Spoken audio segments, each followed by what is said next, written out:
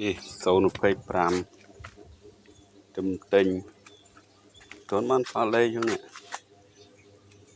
តួនមានផ្លាកលេខផងលេងញើមើលលន់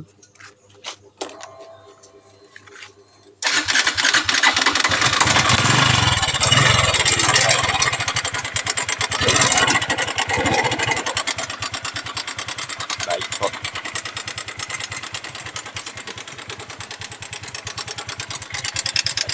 025ម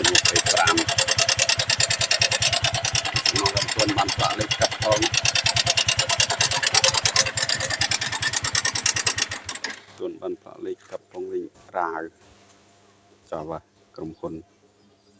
025តួនបានផ្លាកលេខ